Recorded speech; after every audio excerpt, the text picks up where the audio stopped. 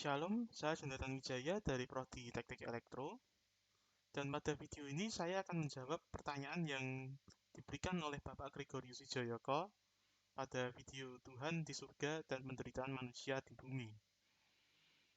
Jadi pada pertanyaan pertama, yaitu menurut narasumber, mengapa banyak manusia menjadi wanita penghibur, bahkan sejak usia dini, yang hidupnya penuh dalam resiko penderitaan mendalam? Faktor utamanya yaitu keterdesakan ekonomi. Faktor yang lainnya ada yang bertahan hidup, ada yang tidak diterima bekerja karena kurangnya pendidikan, ada yang faktor broken home, ada yang karena rasa kesepian, dan juga tidak mendapat perhatian dari orang tua. Yang kedua, soal kedua, apa yang dimaksud oleh narasumber mereka yang hidup di dunia kegelapan akan kesulitan mendapat niat baik atau menuju jalan terang? Karena seringkali orang-orang yang sudah hidup di dunia kegelapan itu dijadikan sapi perah dan dimanfaatkan oleh orang-orang. Juga mereka sering berhubungan dengan hal-hal yang jahat atau kejahatan.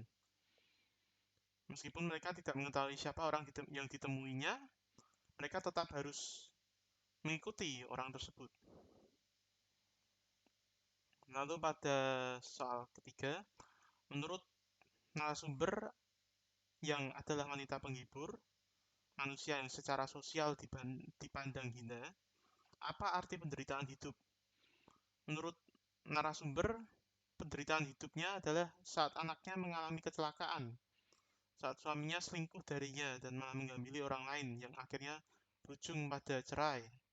Keterpaksaan untuk menjadi PSK sebagai pekerjaan untuk membayar hutang anaknya. Jadi arti penderitaan hidup baginya adalah rasa kehilangan, rasa keterpaksaan, rasa ketidaksetiaan. Ya, gitu. Lalu untuk soal keempat, menurut narasumber berikutnya, apa akibat penderitaan dosa pergaulan bebas yang dia pernah alami? Menurut narasumber itu sulit untuk sekalinya jatuh harus bangkit lagi. Malah justru banyak yang jatuh malah tambah jatuh karena larinya bukan ke hal-hal yang positif, malah ke hal-hal yang negatif dan tidak berpegang pada Tuhan. Lalu pada soal kelima, menurut narasumber yang mengalaminya, mengapa aborsi atau pembunuhan terhadap bayi dilakukan?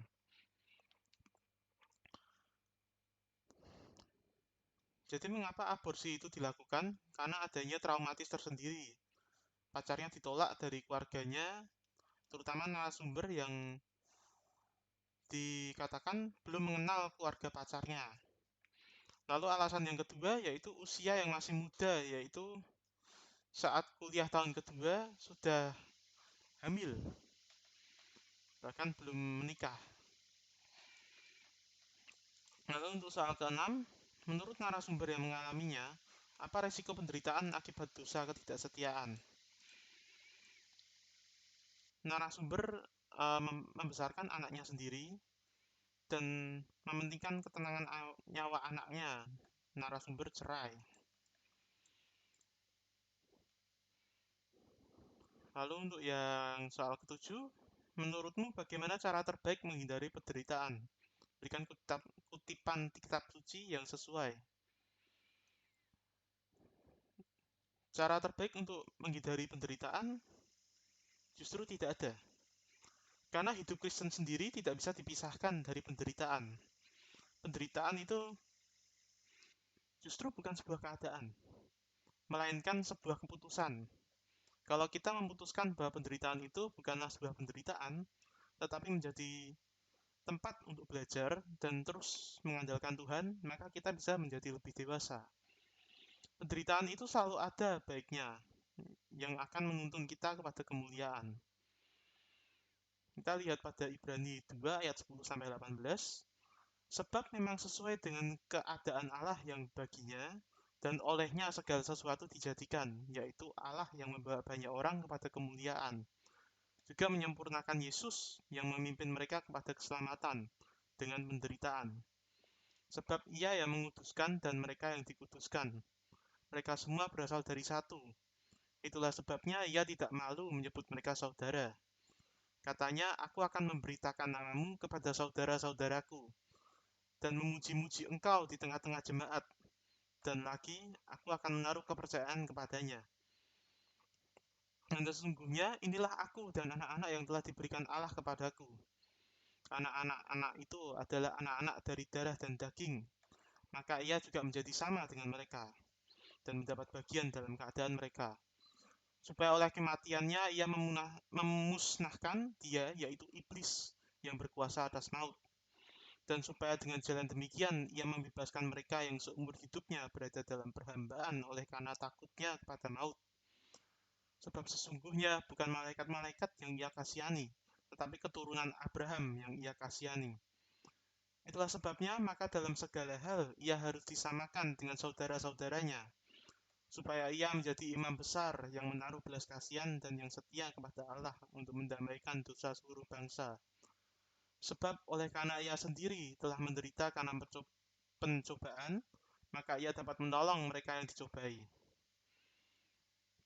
Dari ayat di atas dapat kita lihat bahwa penderitaan memimpin kita kepada keselamatan dan kesempurnaan. Penderitaan membawa kita kepada kekudusan. Banyak yang berkata cinta pada Yesus, tapi banyak juga yang masih berbuat dosa. Justru saat kita berada di tengah penderitaan, jangan menangis. Tegakkan hati dan jiwa kita. Seperti Paulus dan Silas yang berada di dalam penjara. Mereka tidak meneteskan air mata penderitaan.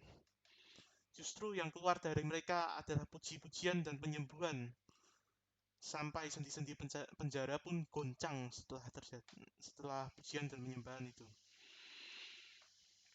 Sekian jawaban saya pada video ini.